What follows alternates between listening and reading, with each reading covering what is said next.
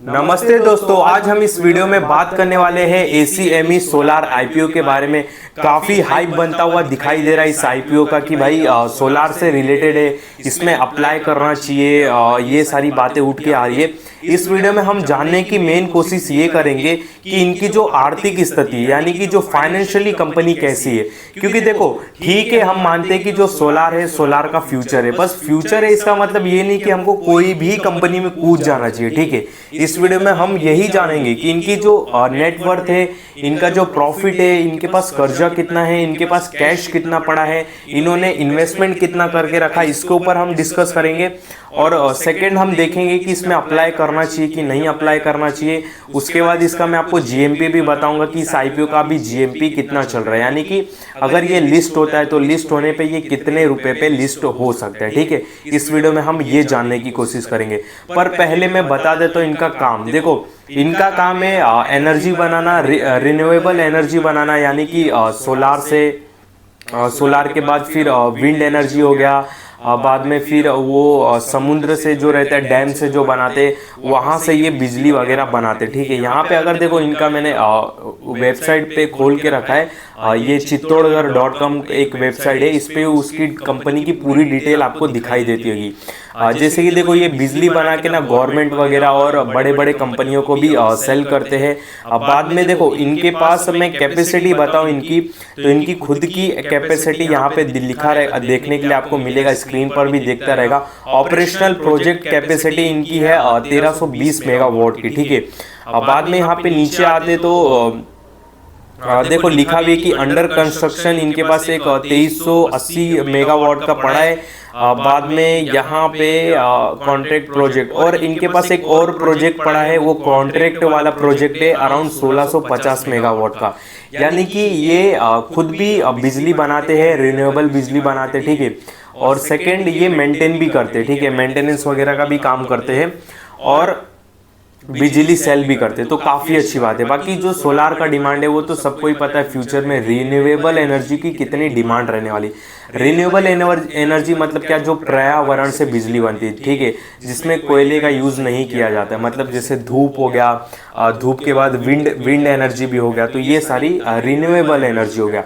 तो कंपनी का काम यही है, बिजली बनाती है, विंड एनर्जी हो गया, बाद में क्या बोलते हैं कि सोलार पैनल से बिजली वगैरह बना के बेचती है, मेंटेनेंस का भी काम करती है, ऑपरेशंस का भी काम करती है, कंस्ट्रक्शन का भी काम करती है। मतलब किसी बड़ी कंपनी को अगर नीड है तो उनको ये अपना प्रोजेक्ट बना के भी दे सकते हैं। ठीक है, ये सारे इनके काम है। ठीक है, यहाँ तक तो ठीक है, काम बहुत ही अच्छा है, काम फ्यूचर के सेक्टर वाला, कोई दिक्कत नहीं। पर यहाँ पे मेन इनकी दिक्कत आती है ना, वही आर्थिक स्थिति की। ठीक है, वो आर्थिक स्थिति थोड़ी दिखाई नहीं दे रही है। पहले मैं आपको बता देता हूँ कि ये आईपीओ से पैसा कितना जुटाएंगे, तब जाके अपने को इनकी आर्थिक स्थिति, यानी कि जो हम फंडामेंटल के ऊपर बात करेंगे, वो समझ में आएगा।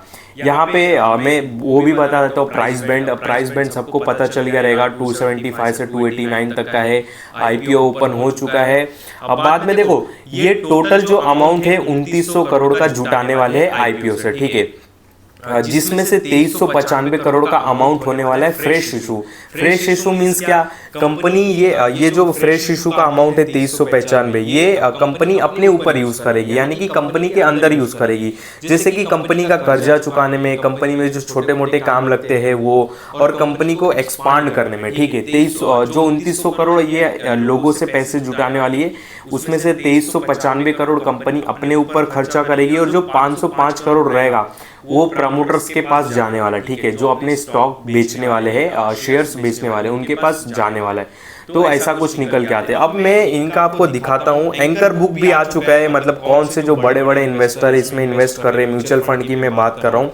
मैं आपको यही पहले बता देता हूँ, फिर इनके मैं उस पर चलता हूँ, फिर नेट प्रॉफिट वगैरह पे लेके चलता हूँ। ठीक है, यहाँ पे देखो, यहाँ पे नंबर ऑफ इक्विटी शेयर्स आपको देखने के लिए मिलेगा, और 289 रुपीज से एंकर लिस्ट निकल के आ रही है। इसमें कौन कौन भाग ले रहा है इस आईपीओ में, बड़े बड़े, जैसे कि निप्पॉन लाइफ हो गया, उसके बाद एचडीएफसी ट्रस्टी बैंक हो गया, फिर उसके बाद एचडीएफसी म्यूचुअल फंड हो गया, बिजनेस साइकिल फंड, आईसीआई वाले हो गए, अबू धाबी इन्वेस्टमेंट भी भाई इसमें भाग ले रहा है इस आईपीओ में, इस कंपनी में, ठीक है। मीरा असिस्ट भी, एचएसबी वाला भी, HSB global, HSB, Tata mutual fund, Tata infrastructure mutual fund, ICI prudential, फिर बाद में बीएनपी पारिप भी ले रहा है। तो ये बड़े बड़े कुछ नाम निकल के आ रहे हैं। बंधन इंफ्रास्ट्रक्चर फंड, बाद में स्प्रिंग इन्वेस्टमेंट, इन्वेस्को, बरोडा पारिप business cycle fund, SBI general, ओकास, फिर बाद में एडिलविज भी है, फिर डूरो भी है, राम्स इन्वेस्टमेंट भी है। तो ये कुछ बड़े बड़े लोग हैं, म्यूचुअल फंड है, एचएनआई कैटेगरी की लोग है, मतलब फंड मैनेजर है जो इस आईपीओ में हिस्सा ले रहे हैं। ये इनका एंकर लिस्ट निकल के, एंकर लिस्ट काफ़ी खतरनाक है, काफ़ी तगड़ा है, मतलब बहुत अच्छे खासे लोग इस कंपनी में इंटरेस्ट अपना दिखा रहे हैं, ठीक है। एंकर लिस्ट तक बात सही है, इनके बिजनेस तक भी बात सही है, पर अभी मेन इनका देखो लफड़ा यहीं पे आता है। मैं यहाँ पे कंपनी की जो कुंडली है, जो फंडामेंटल है वो खोल देता हूँ, फिर हम एंड में बात करेंगे कि इसमें हमको अप्लाई करना चाहिए कि नहीं करना चाहिए, और नहीं करेंगे अप्लाई तो फ्यूचर में क्या करना चाहिए, ठीक है, इसके ऊपर बात करेंगे। मार्केट कैप इनका निकल के आने वाला है 15,000 करोड़ के आसपास का। स्टॉक का प्राइस जब लिस्ट होगा उस हिसाब से मार्केट कैप ऊपर नीचे भी हो सकता है, ठीक है। इनका अभी तक आरओसी 8 का है, जो कि बहुत ही आप एक बुरा ही बोल सकते हो, ठीक है। नीचे आते तो यहाँ पे सेल्स ग्रोथ नहीं है, लास्ट 3 ईयर में -8% है।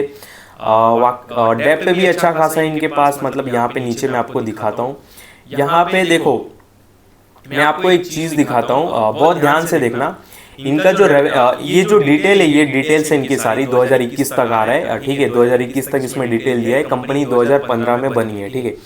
अभी देखो इनका सेल्स 2019 में था 692 करोड़ का, जो कि अब गिर के, ध्यान देना मेरे वर्ड्स, गिर के 1300 करोड़ के आसपास पहुंच चुका है। तो सेल्स इनकी गिरते जा रही है, ठीक है।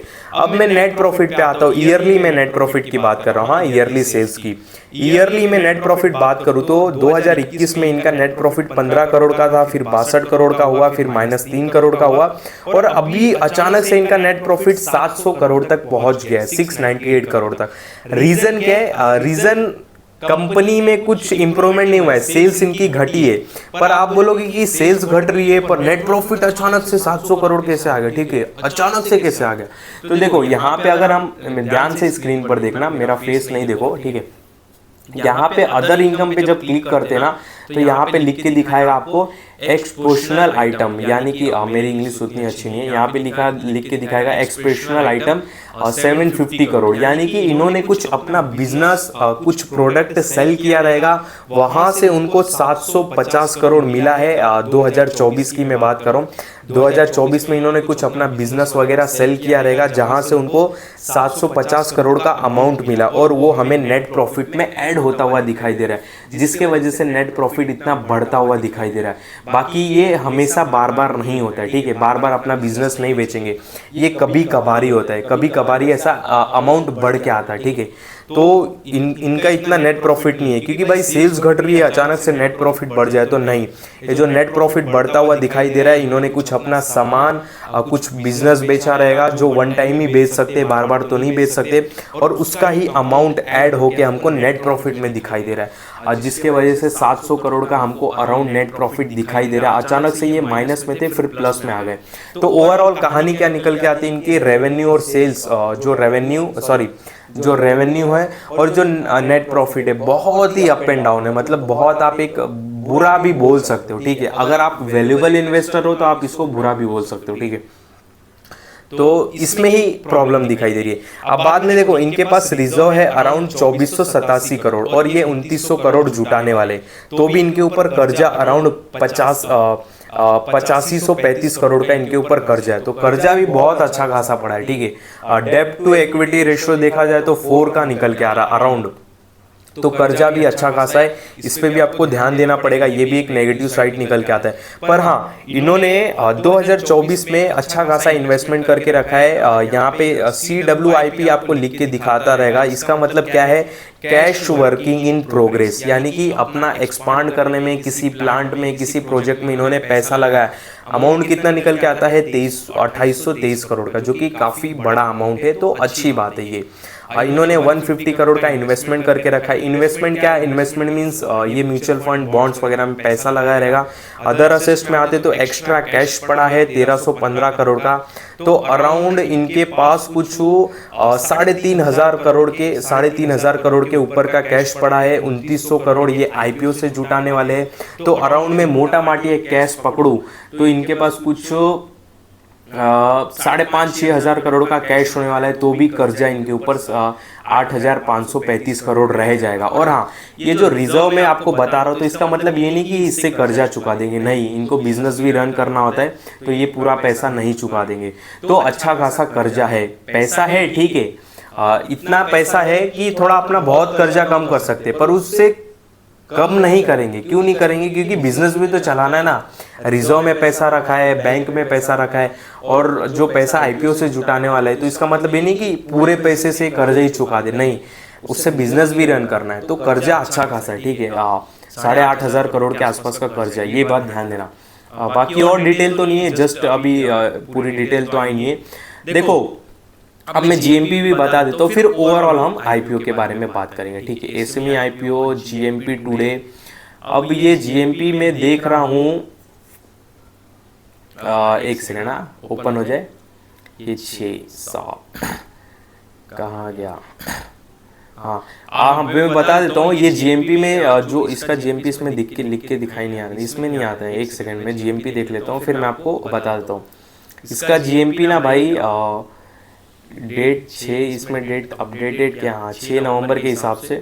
देखो, 6 नवंबर के हिसाब से भाई जीएमपी इसका मतलब कुछ निकल के उतना खास नहीं आ रहा है। नहीं भाई, इसमें भी नहीं आ रहा है। एक सेकंड, जीएमपी अराउंड इसमें लिख के आएगा, ठीक है, देखता हूँ मैं, एक सेकंड।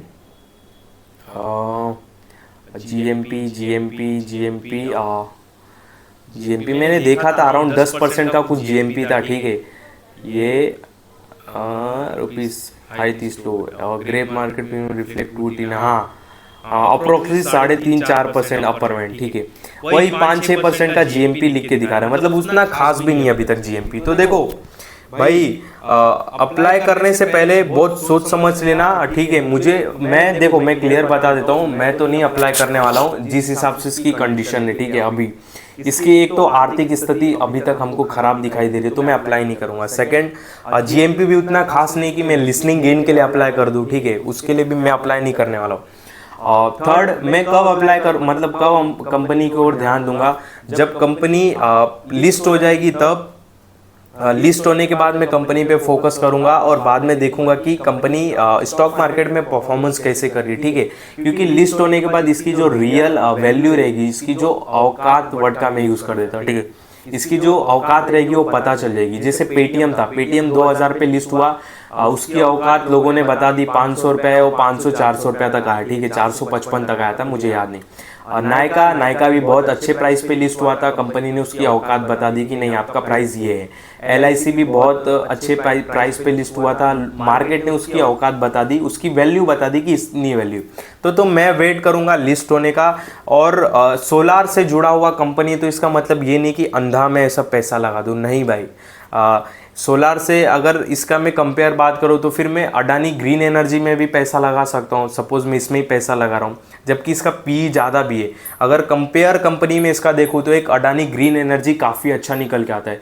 तो फिर इसमें मैं इन्वेस्टमेंट और रिस्क लेने से अच्छा मैं एक ट्रस्टी कंपनी, एक बड़े ग्रुप के अंडर जो कंपनी आती है और जो इंडिया में बहुत फैला हुआ है और बड़ा नाम है और बड़ा बिजनेस भी है और काफ़ी स्ट्रांग भी है, तो मैं अडानी ग्रीन की ओर भी जा सकता हूँ, ठीक है, जब मुझे अपना पैसा ही लगाना है। तो हाल फिलहाल तो मैं इस कंपनी से दूर रहना चाहूँगा, अवॉइड करूँगा आईपीओ।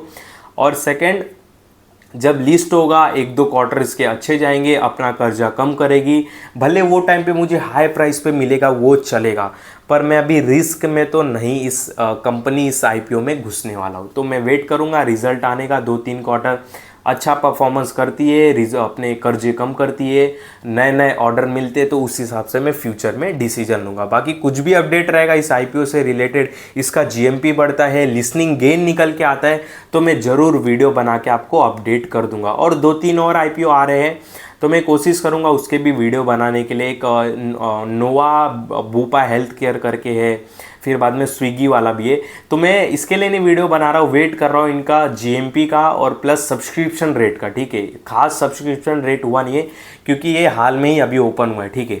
तो मैं वही वेट कर रहा हूँ, सब्सक्रिप्शन रेट आए तो मैं वीडियो बनाऊँ, नहीं तो फिर बना के मतलब ही नहीं है, ठीक है। तो वेट करो, कोशिश करूँगा और भी आईपीओ के लिए वीडियो लाऊँ। तो इस वीडियो में आपको कोई भी बाय सेल का कॉल नहीं है, ध्यान देना। कोई भी आपको इसमें मैं बताना नहीं चाहता हूँ कि आप अप्लाई करो नहीं करो, जो भी अप्लाई का डिसीजन रहता है वो आपका रहता है। और जो मैंने बातें बताई ये सारे मेरे पर्सनल डिसीजन है कि मैं अप्लाई करूँगा कि नहीं करूँगा। तो मेरे किसी भी बातों में आके भाई अप्लाई मत करना। जब जो भी आपको अप्लाई करना होता है आईपीओ में, इन्वेस्टमेंट करना होता है किसी स्टॉक में, आपको अपना डिसीजन लेना होता है, जानकारी जुटानी होती है, खुद की रिसर्च करनी होती है, ठीक है। बाकी किसी की बातों में आके कभी भी इन्वेस्टमेंट ना करिए, नहीं तो आपको लॉस भी हो सकता है। इस वीडियो में आपको कोई भी बाय सेल का कॉल नहीं है, इस बात का ध्यान देना।